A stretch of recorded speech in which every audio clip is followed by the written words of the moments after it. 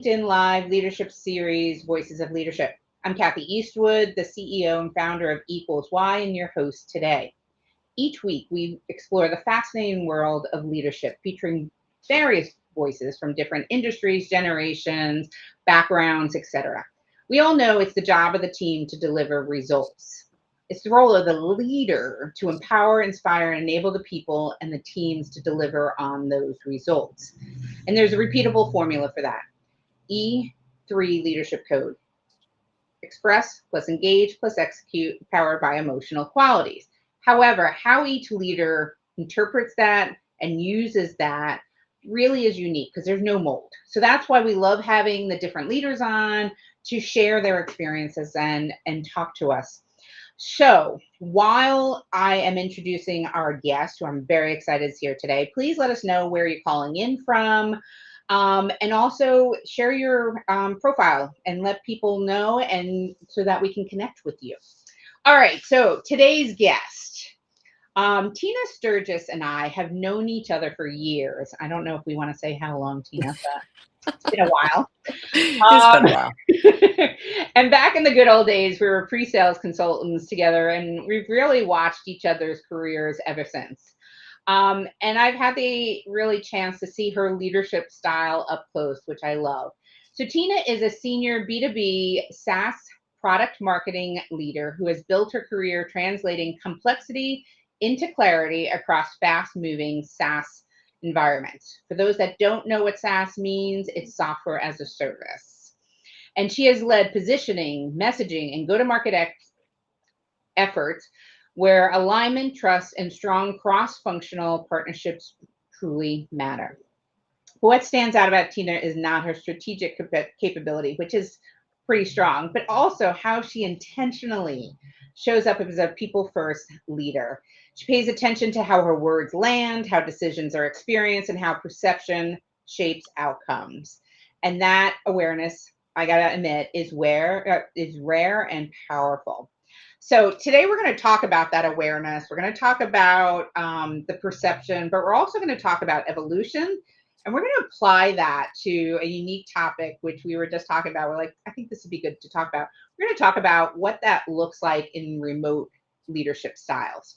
So Tina, I know there's a lot more to your background, everything you bring to the table, but I'd love for you to share with the audience your leadership journey and what has really shaped how you think about awareness and perception today. Yeah. Thank you so much for the kind words. It's so nice to hear them. I'm almost a little blushing over them. So thank you.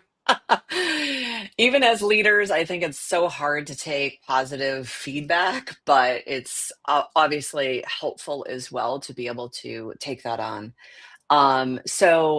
When 20 plus years ago, when we first started in pre-sales, I will tell you, so I did give away the years. Uh, but I think it's important to truly understand that at the end of the day, when we were leading teams back then, we did it, we thought we were doing a great job, right? And we were, trying to learn. And I remember just reading all kinds of leadership books, like what should I do and how should I do this, how to motivate others, etc. And then time comes in, right? I think one of the reasons why I moved from pre-sales into marketing was, I started to have a family, and that changes things as you go through. And the reason I talk about having a family is I do believe that, having my two children about 6 years apart is a part of my leadership journey as well, because I learned a lot of patience. I learned to be a completely different person with others. And, I also have an older daughter who I'm an extrovert, she's an introvert. Learning how to work with even just your children on a day-to-day basis and what motivates them helps you in your professional career, in your leadership. So I do think that it was a huge piece to how I've evolved over time as well. And I think that the jobs that I had too, going from I started off in very small startups. One of the startups that we were both at was Mercury Interactive, that was bought, the exit was bought by HP, back then, big HP. And then going into this very large organization and being able to, number one, watch the leadership at Mercury Interactive, which was a pretty interesting style. And then going into a very, very large organization to learn from all of those professionals as well. Very lucky in my mind. I mean, I ended up staying combined there about 13 and a half years, and it was just a really, really great experience. Again, watched people kind of, took everything in, as opposed to like, let's go read about it. It was more at that point in my career, it was like, let's watch how people interact with these leaders and what makes a good leader, the ones that I look up to, and what makes the ones that maybe I'm not so fond of. And then moving back into, for me, as I left HP, moving back into the startup world, I was able to apply a lot of that leadership skills that I saw and learned and, basically test it out. I mean, at the end of the day, you don't get a manual. Typically, you just kind of thrown in there, and every team, whether you're building the team from scratch, so you're hiring net new, or you've inherited a team, you have to figure out how you're going to work with them.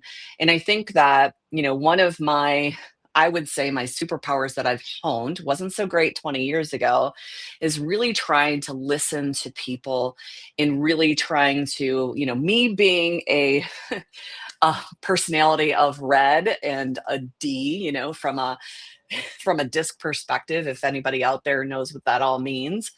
I am very decisive, and I just like to go and I like to get stuff done.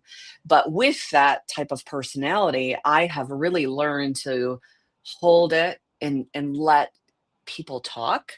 And you learn a lot when you let people talk. So that's been a really fun journey for me personally. So that's my journey. I mean, It's been, I forget sometimes how similar our journey was, right? I was at HP for 13 and a half years as well. And I think about that, I'm like, how is that possible? But, me there too. were so many Totally. different roles that we took and we moved, throughout, and we kept intersecting. I went into R&D and support, and then we were talking about how to break down the silos.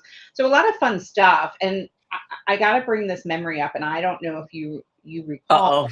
Yeah, but back in the pre-sales days, we didn't always have a team, right? But we had to manage our customers, Yeah, and we were we talking did. about how selling, being in pre-sales, was kind of like dating, and then how we had. Do you remember this?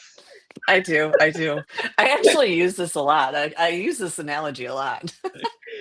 And it was like we have to put our profile together, and we have to be able to help people understand who we are, what we Totally. stand for, and really like build a relationship with our customers. Totally.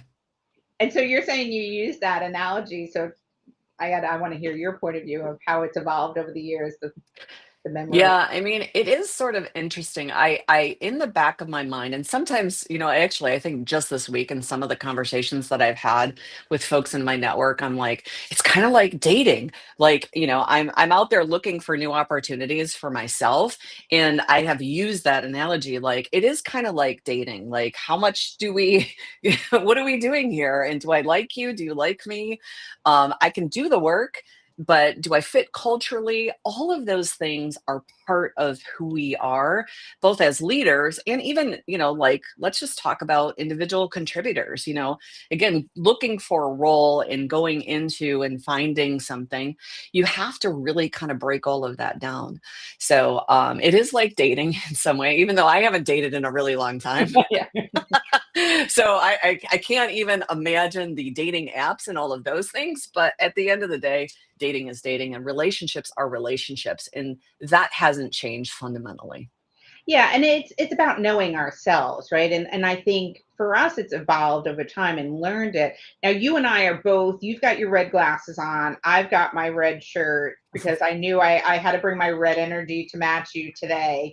And for those of you that aren't quite sure what we're talking about Clarity 4D is a personality assessment that helps you understand where you get your energy. You know, whether you're extroverted and think from your head, you have that red energy. If you're more of an introvert and think from the heart, you have a lot of more green energy. And everyone has all of these energies. But the more you learn and know it, you can then articulate it. And I think that's where the evolution has come, Tina, right? Of the more you understand that, then you realize I need to adapt because not everyone is like me. Yeah.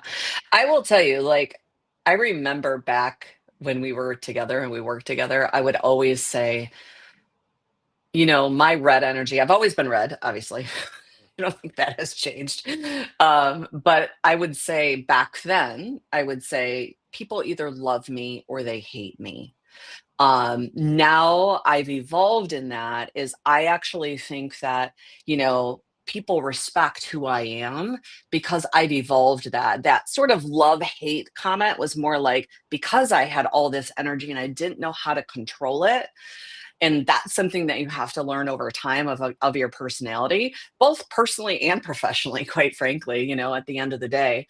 So I think that that is really, when I look back on my journey as a leader, I'm proud of myself for identifying that I might have been a little much. So if anyone's out there from 20 plus years ago, it might have been a little much. I get that.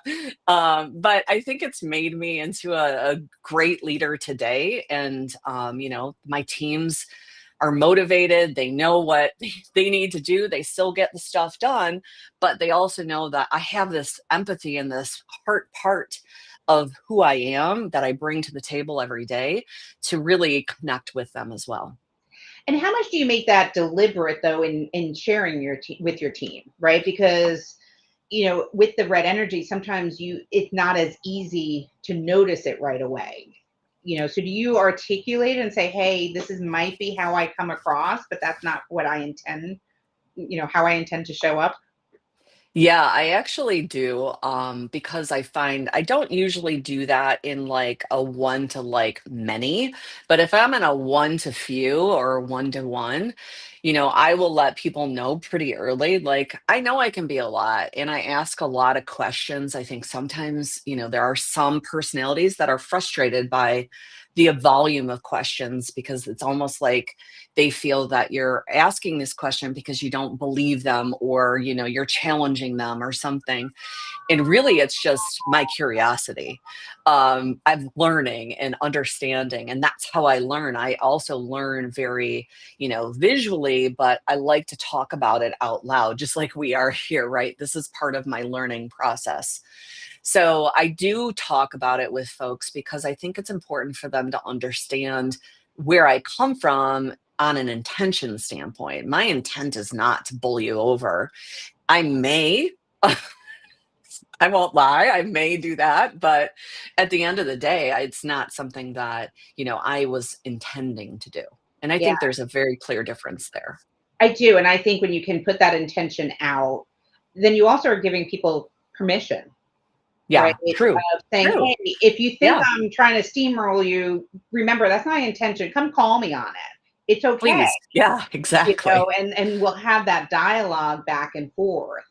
But when you look at it also, as you become more self-aware and you're aware of how you can be perceived, from what you had said in the opening, that helps you then understand other people, Absolutely. For right? So sure. when you're talking to someone now that has a lot of that green energy, which is the opposite that you and I need to pull up, right? But you probably are able to say, okay, they're not being shy or they're not, engaged. They may just be coming from that introverted or, that feeling side of things. And does that help you then pull that out to help them come and adapt? Yeah. I think that that is still a skill I'm learning. I think I'm a forever, learner of that because sometimes I'll leave a meeting very frustrated, but then I have to think about it because if I'm leaving frustrated, I know that something went wrong, right? So that when I come back to myself and I say, okay, what really happened there?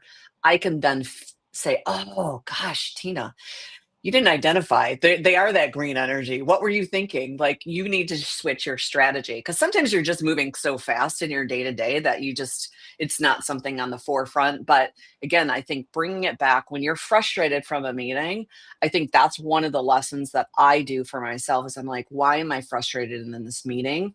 When I get back to myself and I reflect on that. And a lot of times I'll go back to the Clarity 4D. I'll go back to my disc, because a lot of that, you're like, okay, just remind me how they think so that I can position myself, my a lot of self, which I know, with them. And so that they feel comfortable and I feel comfortable and we can get through this. Yeah. And actually, we've got a couple of people. And by the way, if you have questions, please share them with us. We'll answer them when we can. But Deborah's sharing, and I like her comments here. Not everyone will like you as a leader, and that's okay, It's right? true. Your Very true. responsibility is impact and not approval, right? Our job as a leader is to help the team deliver results. But I do like Deborah's point here. Growth happens when we pause, listen, adapt our approach without compromising our values. True. Very true. Deborah, very, very true. Yeah. And I think that I'll add on to that, because I think that is really important, and something that I have learned is that the love hate in my 20s versus now is different, in that the fact that I can go through and I can say, well, you might not like me, but I'm pretty certain that you can respect what I'm doing.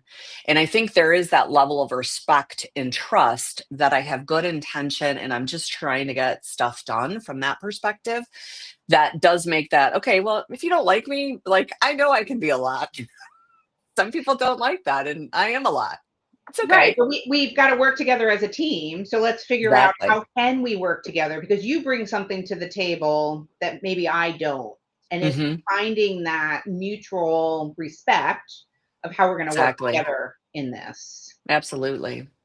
Yeah. Exactly. So, when we think about all of this, and, a lot of people think we're having a very honest conversation, right? We're talking about our intent, and we're being deliberate in how we show up. Hmm. And a lot of people think, oh, well, you can't do this virtually. The only way you get to do this is in person. And you and I have worked virtually for over 20 years. You put the number out there. We were Let's just go both, with it. Well, I'm embracing it right now, man. but I mean, I was a remote worker, as were you, for Totally. over 20 years. I mean, yeah, Yeah. 99 is when I started working from home. Yep. And Absolutely. so share your experiences with that. Was it something easy to build relationships, or is it a deliberate thing? Because I think it's important. And I'm sorry, I'm going to go on a little bit of tangent here. I know there's a lot of people talking about we've got to get back to the office, Yes. and there's value there. Listen, we had some of the Absolutely. best times getting to know each other in the off sites, and Absolutely. drinking in the bars after. Oh, maybe I shouldn't say that, but a few cocktails later in the evening. But but at the same time, we're never going to go back to fully in the office. And so we Right. have to help the leaders understand how to really build those relationships remotely. So what's some of your Yeah. experiences? So I will tell you that there is this one gentleman on LinkedIn that always shows up in my reel, and probably because I pause at it every time, because he's really sort of entertaining on, remote sucks and remote is terrible and people need to get in the office. This is a psychological thing. We need to build community. I agree with everything that you say, but then I also don't agree with a lot of what you're saying, because I do think that remote work is doable. I think that you and I are products of being able to do it and do it quite well and have a very successful career. Hmm. I'm based in Detroit, which is great if you're in the automotive space, but if you're in the high tech software space, not so great, Hmm. right? So at the end of the day, it's very rare that you're going to find a software company that's based here in Detroit to be able to go into the office.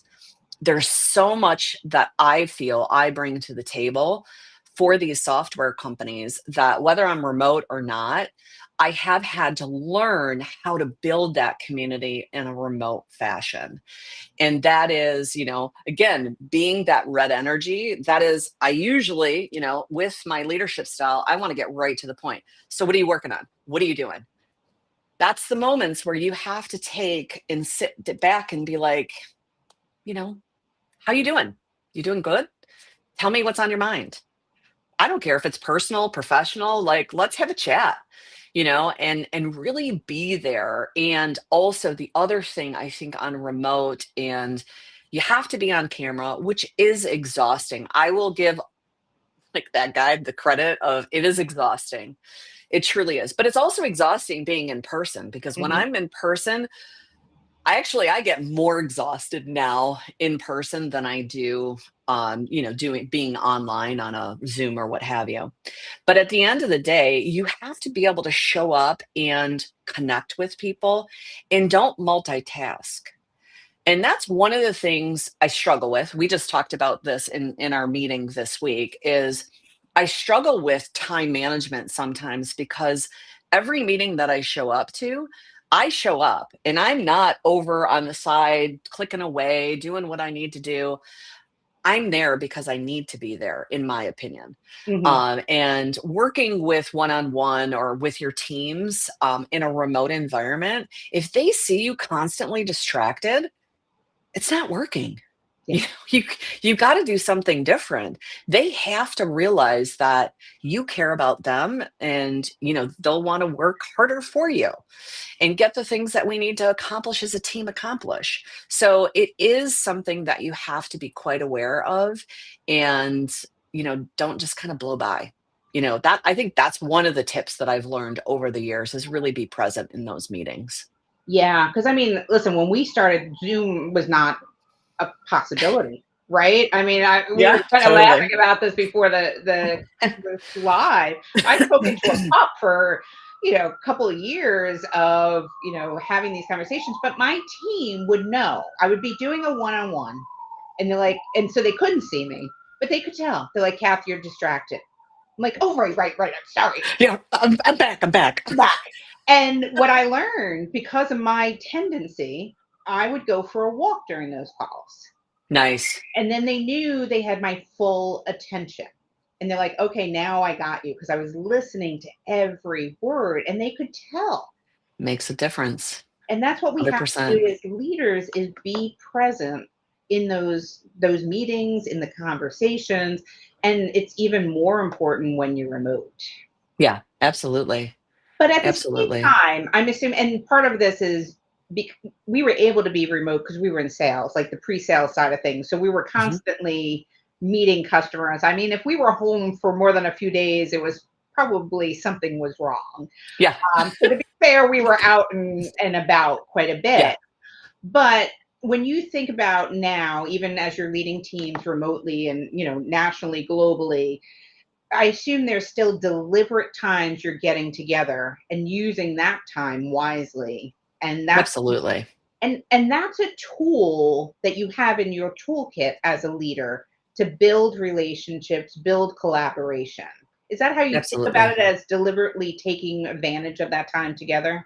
For sure. I have been, thankfully, post COVID, we've been able to, have get together at least twice a year in some of the companies that I've worked for.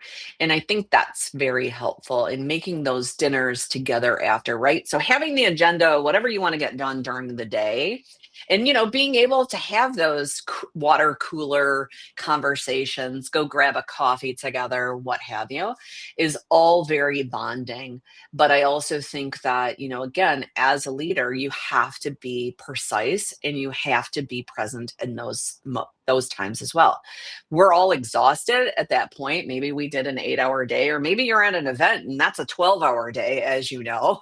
But the time after, to be able to just sit and chat, maybe a little bit about work, but a little bit about personal, that's really where you start to connect with your team members and the other folks. And we spend a lot of time at work, everybody does, but we all also have lives outside of work. And I think that I'm not saying that we have to know everything about everybody, but I think in this remote world, you have to be present. You have to ask them about their families, their children, their dogs. Maybe they don't have children, their dogs, their cats, whatever they are into. You got to figure those things out, and so that you can connect with them on that level. Yeah, and you use the word deliberate, right? Asking the questions. But Hmm. how do you like to communicate, right? How do you like to work?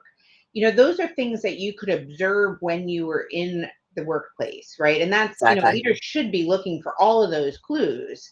But because you're Hmm. remote, you don't know how people necessarily when you're in person, you can see who's going to the water pool, who's going out for drinks, who's not, right? And all of Yeah. those personality things. You get the phone calls, right?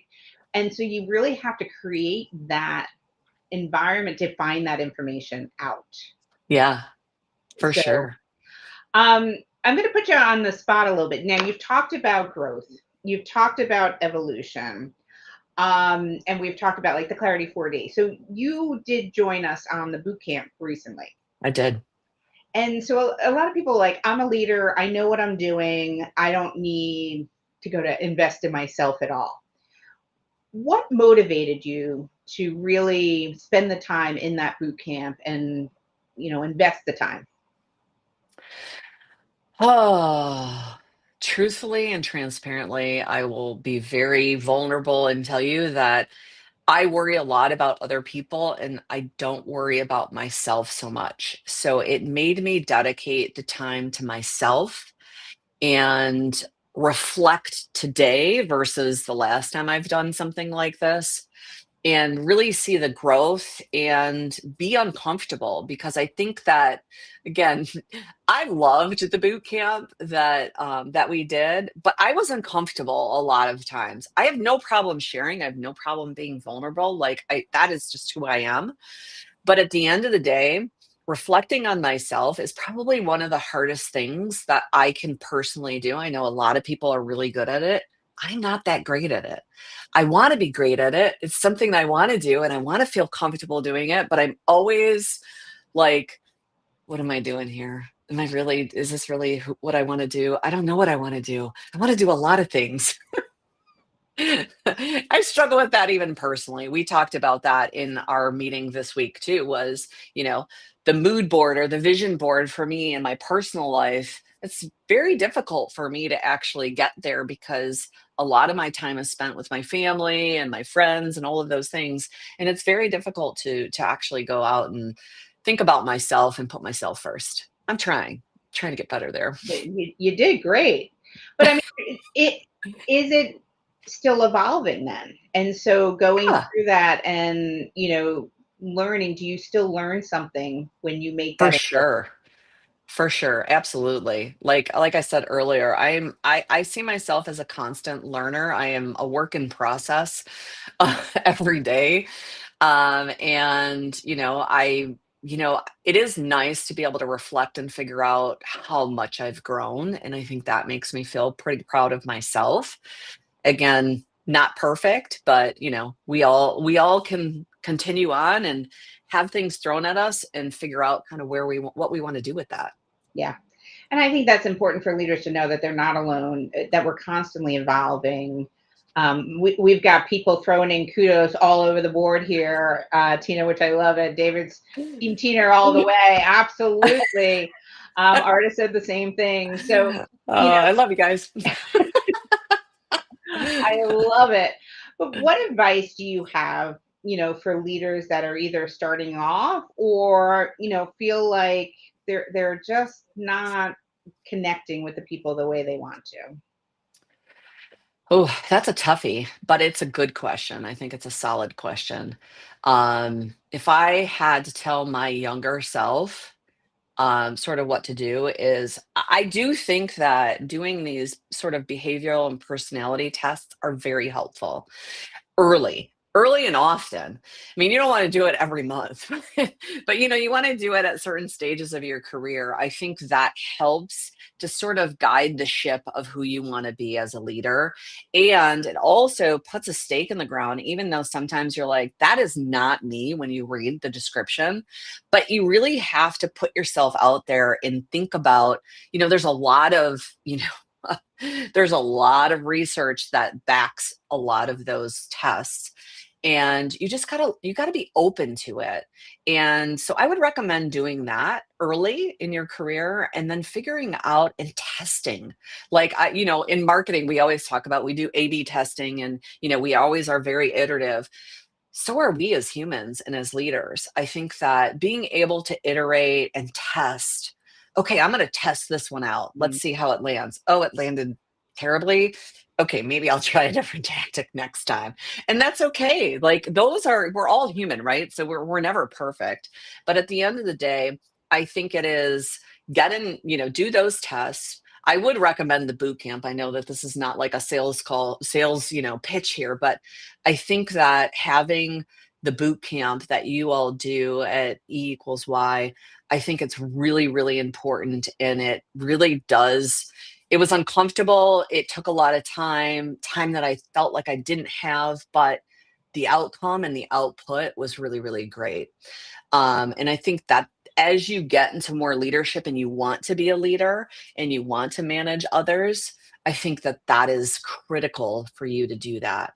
And then obviously getting mentors, right? Having people in your network. And I'm not saying you have to do like a paid coach, but, just having people that you look up to and making that network connection and keeping that connection, I think is super helpful as well. Yeah, and we often advise you want to have a network. You said it, the network. So there's some of mentors. You want sponsors, right? Yeah. You want peers that you can bounce ideas off of, because especially if you're remote, even more so, Yeah, absolutely. you need that help because listen, we don't all have the answers. I don't know about Correct. you, unless you've gotten all of them over the years. Nope, unfortunately. No, no. I mean, there's some days I'm just absolutely amazed. I'm like, nope, that's a new one. Never heard Yeah. that one before. All Yep. right, let's think that one through. New territory. Let's go. But I think it's so important, right, to have those skills to think about, to be able to think about, like, okay, let's go back to the basics. Do we know what we're trying to do? Who needs to be involved, and how are we going to drive this forward? And I think that's the opportunity as leaders. Is you're not supposed to have the answers, not all of them, Correct. but It's you true. do need to connect with people and really be able to bring the best out of them. Absolutely. That's our whole goal. Yeah. Oh, and Corrine is telling us she's very lucky to have you as our Oh, mentor. Corrine. This is fantastic. Well, Tina, you and I could talk all day, We and I'm could, sure for people would sure. love to have some of the conversations we've had over cocktails over the years. But thank you so much. Appreciate it. Can people reach out to you on LinkedIn and connect with you? Absolutely. Connect with me, please. Just type in your note that you watched either the recording or you watched us live, and let's have a coffee chat. Let's connect for sure. Sounds good. Well, Tina, thank you so much for joining. It's been Thank a you. pleasure, so much fun. And for those of you that are joining, thank you for joining us. We hope you took some nuggets from this about knowing yourself, understanding how that could be perceived, how you absolutely can evolve and you will evolve. And if you have any questions, feel free to reach out to either one of us. And if you're interested in the boot camp, I think Imelda put it in there. But also join us we do lunch and learns once a month. So we pick a topic and go deep, and we have these voices of leadership every Friday.